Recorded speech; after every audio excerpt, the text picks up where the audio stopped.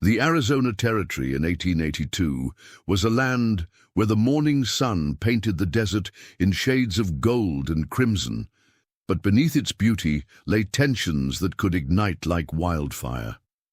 Samuel Creek had learned to read the signs. The way conversations stopped when he entered Murphy's general store, the nervous glances exchanged between townsfolk, the increasing frequency of armed patrols heading toward Apache lands. Samuel adjusted his worn leather hat as he guided his wagon toward Copper Ridge, the small frontier town where he sold his wheat harvest twice a month. At 34, he had the weathered hands of a man who'd worked the unforgiving desert soil for over a decade, transforming a barren patch of land into a modest but productive farm. His neighbors respected his work ethic, but found him peculiar, a man who preferred the company of his horses to the heated discussions that filled the town's saloons. The September heat was already oppressive at 8 in the morning, and Samuel's shirt clung to his back as he navigated the rocky path. In the distance, he could hear the distinctive whistle of the 9:15 train, the lifeline that connected Copper Ridge to the outside world, carrying supplies in and copper ore out.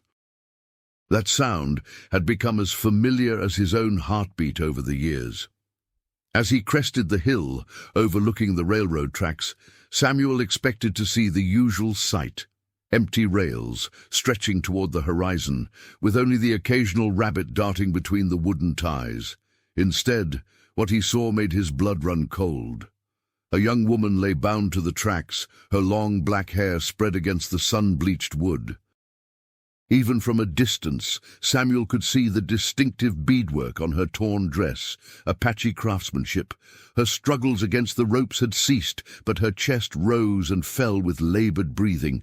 The train's whistle echoed again, closer now, and Samuel's heart hammered against his ribs. He'd heard the talk in town, the angry voices demanding justice after a supply wagon had been attacked the previous week. Sheriff Morrison had done his best to maintain order, but the sentiment was clear: someone had to pay. The fact that no one knew which Apache band was responsible seemed irrelevant to the mob that had formed outside the jailhouse 3 nights ago. Samuel's hands shook as he urged his horses forward. The distant rumble of the approaching train grew louder, and he could see the black smoke rising above the desert scrub. In less than 10 minutes, that iron monster would reach this spot, and there would be nothing left of the girl but a memory that would haunt him forever. As he drew closer, he could see that she was conscious, her dark eyes wide with terror, but also something else, a fierce determination that reminded him of a cornered wildcat. She couldn't have been more than 17, with the high cheekbones and proud bearing he'd observed in the few Apache people he'd encountered during his years in the territory. "Jesus Christ," Samuel whispered, pulling his wagon to a stop just yards from the tracks. The girl's head turned toward him, and for a moment their eyes met. In that instant, Samuel saw not an enemy or a savage, as the townspeople called her people, but a frightened young woman facing a horrible death. The train's whistle pierced the air again, and Samuel realized he had perhaps 5 minutes before it would be too late. 5 minutes to decide whether to risk everything he'd built, everything he was, to save someone the rest of the world had condemned to die. Behind him, the familiar landscape of his farm beckoned, the neat rows of wheat, the sturdy cabin he'd built with his own hands, the life of quiet solitude that had been his refuge. Ahead lay the tracks, the girl, and a choice that would define not just her fate but his own.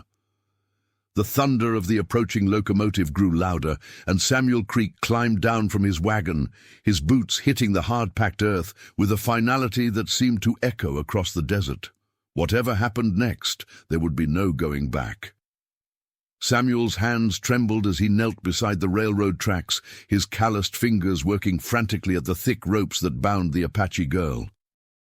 The hemp was new and strong, tied with the kind of deliberate knots that spoke of practiced cruelty. Someone had wanted to ensure she couldn't escape, no matter how desperately she struggled. "Easy now," he whispered, more to himself than to her, as the train's whistle shrieked again through the morning air. The locomotive was perhaps 2 miles away, maybe less, its black smoke now visible as a dark smudge against the pale sky. Samuel's pocket-knife seemed pitifully small against the thick bindings, but he sawed at the rope with desperate determination. The girl's eyes never left his face, and he could see the confusion there alongside the terror. In her world, white men were either traders who dealt fairly or enemies who brought violence. This stranger who'd appeared from nowhere fit neither category, and Samuel could sense her trying to understand why he was risking himself for her. "My name's Samuel," he said, his voice steady despite the chaos in his chest. "I'm going to get you out of here." He didn't know if she understood English, but something in his tone seemed to calm her slightly. Her struggles against the remaining ropes became less frantic, more focused. The rope around her wrists gave way first, and she immediately began working on the bindings around her ankles, while Samuel tackled the ones securing her to the rails themselves. Her fingers were nimble despite their trembling, and he noticed the intricate silver bracelet around her wrist.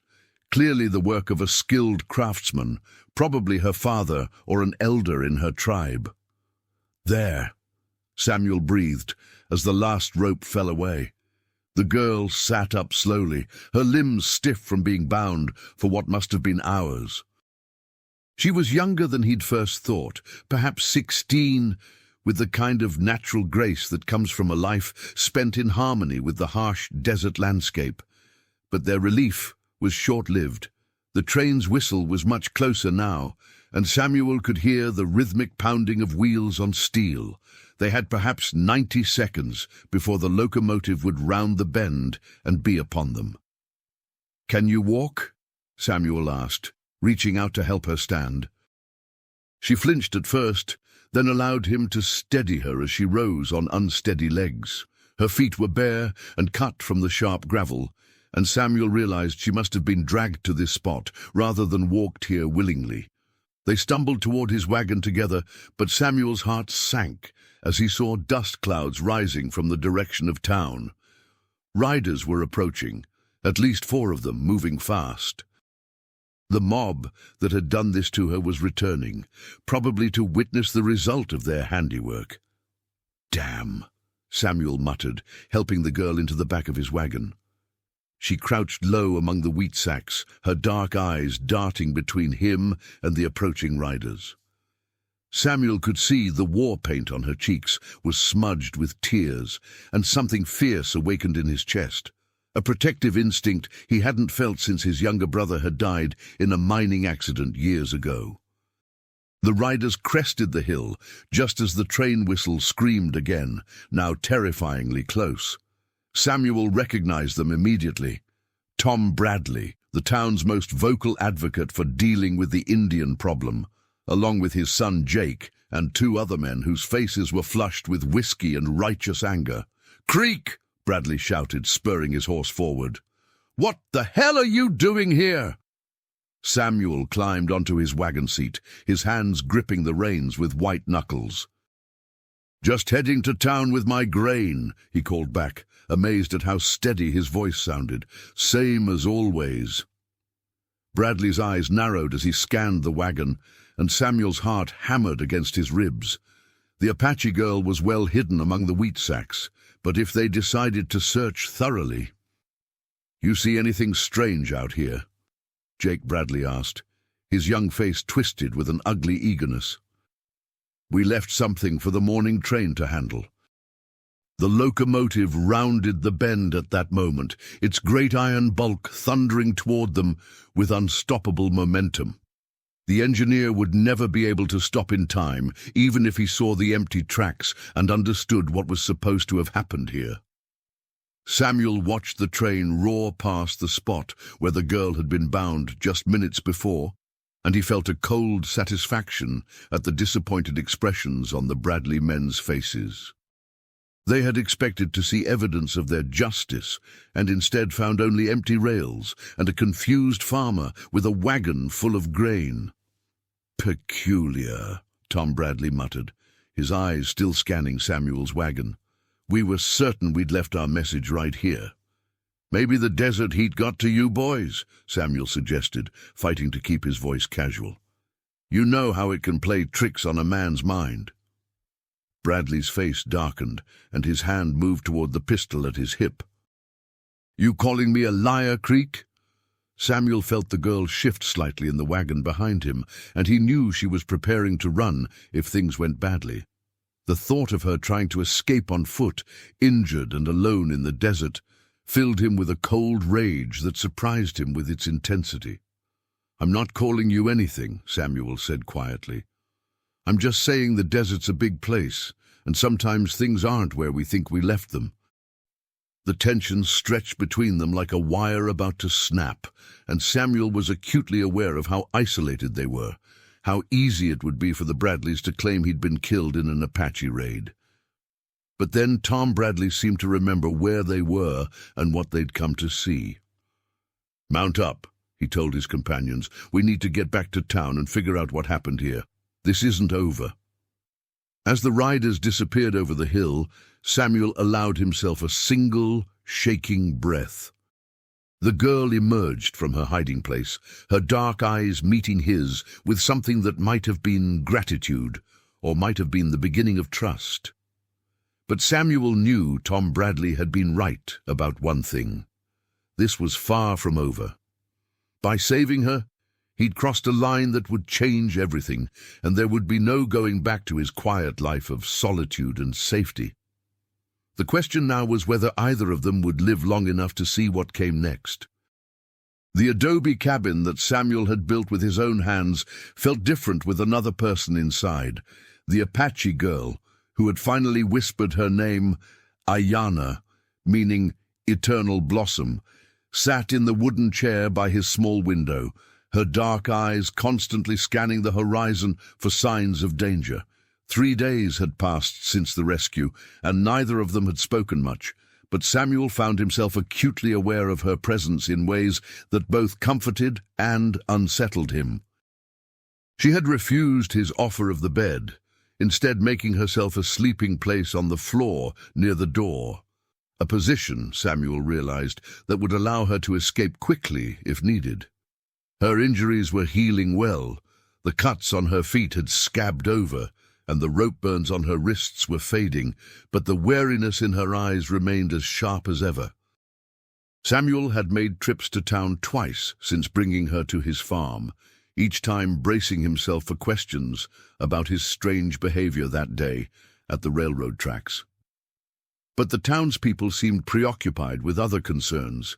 Increased Apache raids to the east, rumors of army reinforcements coming from Fort Apache, and the general tension that seemed to thicken the air like smoke from a distant fire. On this particular morning, as Samuel worked to repair a broken fence post, he became aware that Ayana had left her post by the window and was standing in his doorway, watching him. She wore one of his old shirts over her torn dress, and her long black hair was braided with leather cord she'd fashioned from scraps in his workshop. "You have questions," she said, her English careful but clear. It was the first full sentence she'd spoken since telling him her name. Samuel straightened, wiping sweat from his forehead. "I suppose I do." "Ask them." He leaned against the fence post, considering his words carefully. "Why were you alone when they found you? Apache don't usually travel by themselves." A shadow crossed her face. "I was returning from gathering medicine plants. My grandmother, she is the healer for our people. The men who took me, they were waiting near the waterhole where the plants grow best." She paused, her fingers unconsciously touching the silver bracelet on her wrist. "They said it was punishment for the wagon attack, but our band had nothing to do with that. We have been at peace for many seasons." Samuel nodded, understanding more than she probably realized. The territorial government's policy of collective punishment had created a cycle of violence that spiraled beyond any one person's control. "What about your family? Won't they be looking for you?" "My father and brothers are hunting in the mountains. They will not return for another week." Her voice carried a weight of sadness that made Samuel's chest tighten. "My grandmother will think I was killed. She will prepare for mourning." The practical side of Samuel's mind understood the implications. If Ayana's family believed she was dead, they wouldn't come looking for her. But they also wouldn't know she was safe, and the thought of an old woman grieving for her granddaughter while that granddaughter sat alive in his cabin struck him as unbearably cruel. "What if I could get word to her?" Samuel asked. "Let her know you're alive?" Ayana's eyes widened with surprise, then narrowed with suspicion. "Why would you do that? You have already risked much." It was a fair question, one Samuel had been asking himself for 3 days. Why had he stopped that morning? Why had he cut those ropes? Why was he now contemplating actions that would almost certainly mark him as a traitor to his own people? "Because it's the right thing to do," he said finally, the words feeling both inadequate and completely true. Something shifted in Ayana's expression, a crack in the armor of distrust she'd worn since arriving. "You are not like the others." "Neither are you," Samuel replied, then immediately felt foolish for the observation. Of course she wasn't like the others. She was Apache, and he was white, and the gulf between their worlds was measured in blood and betrayal stretching back generations. But Ayana didn't seem to take offense. Instead, she moved closer, her bare feet silent on the hard-packed earth. "My grandmother taught me that courage comes in many forms. The courage to fight, yes, but also the courage to show mercy. The courage to see enemies as people." She paused, studying his face. "She said such courage is rare in any people." Samuel felt heat rise in his cheeks, unused to being the object of such direct attention. "I'm not particularly brave. I couldn't let them kill you." "That is bravery," Ayana said simply, "the kind that matters most." Their conversation was interrupted by the sound of approaching horses, multiple riders moving at a deliberate pace rather than the urgent gallop of an emergency. Samuel's stomach dropped as he recognized the familiar rhythm of a search party. "Inside!" he whispered urgently, and Ayana disappeared into the cabin without question. Samuel grabbed his rifle from its place beside the door and stepped out to meet his visitors, his heart hammering against his ribs. Sheriff Morrison led the group, his weathered face grim beneath his wide-brimmed hat. Behind him rode Tom Bradley and 3 other men Samuel recognized from town, all of them armed and wearing the kind of expressions that suggested they weren't here for a social call. "Afternoon, Creek," Morrison said, his voice carefully neutral. "Mind if we water our horses? It's been a long ride." "Of course not," Samuel replied, gesturing toward the well. "Help yourselves." As the men dismounted and began tending their horses, Samuel noticed how their eyes constantly scanned his property, the cabin, the barn, the surrounding fields. They were looking for something or someone, and the knowledge sat in his stomach like a stone. "Been having any trouble out here?" Morrison asked, accepting a dipper of water from Samuel. "Indian trouble, I mean." Samuel forced himself to shrug casually. "No more than usual. Lost a chicken to a coyote last week, but that's about it." Tom Bradley stepped forward, his face flushed with heat and something that might have been anger. "Funny thing happened a few days ago, Creek. We had us a little party down by the railroad tracks, if you catch my meaning. But when we went back to check on our handiwork, it was gone, vanished like smoke." "That is peculiar," Samuel agreed, meeting Bradley's stare without flinching. "Desert wind can move things around sometimes." "Desert wind doesn't untie knots," Bradley said, his hand resting on his pistol grip, "and it doesn't make Apache squaws disappear into thin air." The tension in the air was so thick, Samuel could taste it, metallic and dangerous. He was aware of Ayana in the cabin behind him, probably listening to every word and preparing to run if necessary. The thought of her fleeing into the desert, alone and hunted, filled him with a cold fury that he fought to keep from showing on his face. "I'm afraid I don't know what you're talking about," Samuel said quietly. "But if you're looking for someone, maybe you should be out looking instead of harassing honest farmers." Bradley's face darkened, and Samuel saw his fingers tighten on his weapon. But Sheriff Morrison stepped between them, his expression weary. "That's enough, Tom," Morrison said firmly. "We've got no proof of anything, and Creek's been a good neighbor to this community for years." "Good neighbor?" Bradley spat. "He's been living out here alone too long, Sheriff. Makes a man strange, if you ask me. Makes him forget which side he's on." Morrison's hand moved to his own gun, and Samuel realized the sheriff was prepared to defend him if necessary. The knowledge was both comforting and terrifying. It meant Morrison suspected something, but was choosing to look the other way. "Mount up," Morrison ordered. "We've got ground to cover before dark." As the riders prepared to leave, Bradley leaned close to Samuel, his voice pitched low enough that only the two of them could hear. "This isn't over, Creek. If I find out you're harboring that Apache bitch, I'll burn this place to the ground with both of you inside." Samuel met his gaze steadily. "I guess you'll have to find proof first." After the riders disappeared over the hill, Samuel remained standing in his doorway for a long time, watching the dust settle and thinking about the choices that lay ahead. Ayanna emerged from the cabin, her face pale but determined. "They will come back," she said. "Yes," Samuel agreed, "they will. Then I should go. I have brought enough danger to your home." Samuel turned to face her, and for the first time since that morning by the railroad tracks, he felt absolutely certain of his path. "No," he said firmly, "you're staying. We'll figure this out together." Ayanna studied his face for a long moment, then nodded slowly. "Together," she repeated, as if testing the word. As the sun began to set over the desert, painting the sky in shades of orange and gold, Samuel Creek understood that his life had changed forever. There would be no going back to his quiet existence, no returning to the safety of isolation. He had chosen his side, and now he would have to live with the consequences. But as he watched Ayanna move about his cabin, her presence bringing life to spaces that had been empty for too long, Samuel found that he wasn't afraid anymore.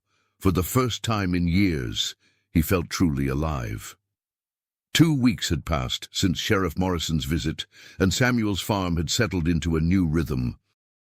Each morning, he would wake to find Ayanna already up, grinding corn or tending the small garden she'd planted behind the cabin, using seeds from plants she'd identified growing wild on his property. She moved through his space with quiet efficiency, never presuming to change anything major, but somehow making everything feel more complete. The townspeople had grown suspicious of Samuel's increased trips to the trading post, but he'd managed to explain them away as preparations for the coming winter. What they didn't know was that he was gathering supplies for a journey that would either save 2 lives or end them both. "The message is ready," Ayanna said, emerging from the cabin with a small piece of birch bark in her hands. She'd spent the better part of the morning creating symbols that would tell her grandmother she was alive and safe, without revealing where she was hiding. "Old Pete at the trading post. You trust him?" Samuel nodded. "He's been fair with everyone, Apache and white alike. If anyone can get word to your grandmother without causing a stir, it's him." They were interrupted by the sound of a single horse approaching at a steady pace. Samuel's hand moved instinctively to his rifle, but Ayanna touched his arm. "It's all right," she said softly. "I know this rider." Samuel looked again and saw a young Apache man, perhaps 20 years old, sitting tall on a painted horse. He wore traditional dress, but carried a white flag made from what looked like a torn shirt. As he drew closer, Samuel could see the family resemblance, the same high cheekbones, the same proud bearing. "My brother," Ayana whispered, and Samuel heard both joy and fear in her voice. The young man dismounted 50 yards from the cabin, his movements careful and deliberate. He spoke in Apache, his voice carrying clearly across the desert air, and Ayana responded in the same language. Samuel couldn't understand the words, but the emotion was universal: relief, love, and the kind of desperate worry that comes from believing someone you love is dead. "He says his name is Kia," Ayana translated. "He's come to bring me home." Samuel felt something twist in his chest at those words, a sensation he didn't want to examine too closely. "What did you tell him?" "I told him you saved my life," she said, her eyes meeting his. "He wants to thank you." Kia approached slowly, his hands visible and empty of weapons. When he reached Samuel, he spoke in careful English, his accent thick, but his meaning clear. "My sister says you are man of honor. This is rare thing in these times." Samuel inclined his head, unsure of the proper response. Any decent person would have done the same. "No," Kia said firmly. "Most men would not risk their lives for a Apache girl. You choose to see her as person, not enemy. This is gift." The three of them stood in awkward silence for a moment, the weight of unspoken implications hanging between them. Samuel knew that Ayana's family would want her to return to them, to the safety of her own people. It was the logical choice, the sensible choice, so why did the thought of her leaving feel like losing something precious? "There is problem," Kia said finally. "Men from town, they come to our camp yesterday. They say they look for missing Apache girl. They say someone helps her escape punishment." Samuel's blood ran cold. "What did your people tell them?" "We tell them truth, that Ayana is dead, killed by white men's cruelty. We show them graves. We mourn." Kia's eyes were hard. "But they do not believe. They say they will search every farm, every house, until they find her." "Then she needs to leave," Samuel said, the words tasting bitter in his mouth. "Tonight." "Yes," Kia agreed. "But there is more. The men, they mention you by name. They say you are, how do you say, suspect." The world seemed to tilt slightly beneath Samuel's feet. If Tom Bradley and his men were specifically targeting him, then nowhere in the territory would be safe. They would tear apart his farm, burn his crops, and probably kill him for good measure. "I'll pack some supplies," Samuel said, his mind racing. "You can take my horses. They're strong and fast. If you travel by night and stay in the mountains—" "No," Ayana interrupted, her voice firm. "I will not run while you face danger alone." Samuel turned to her, seeing the determination in her dark eyes. "Ayana, be reasonable. If they find you here, then we face it together," she said, stepping closer. "You said we would figure this out together. Did you not mean it?" As the weight of Ayana's potential departure settles between them, Samuel realizes losing her would be more painful than facing Tom Bradley's wrath. Kia then proposes a risky alternative, a secret council between Apache leaders and trustworthy white settlers to seek peace. He reveals that Samuel has earned the respect of the Apache for his fairness, and that the meeting will take place the next evening at Eagle Canyon. But only if Samuel comes alone or with other peace-minded men. Before leaving, Kia confirms that Ayana has feelings for Samuel, feelings he reciprocates, and warns that their bond, though genuine, is dangerous given their people's long history of conflict. Still, he suggests their meeting may have been fate. As dusk falls, Samuel and Ayana acknowledge the depth of their connection. Though the upcoming council could end in violence and betrayal, Samuel no longer feels fear, only hope. Looking at Ayana, he dares to imagine a future shaped not by hatred, but by love and understanding. The success or failure of that dream will be decided tomorrow night.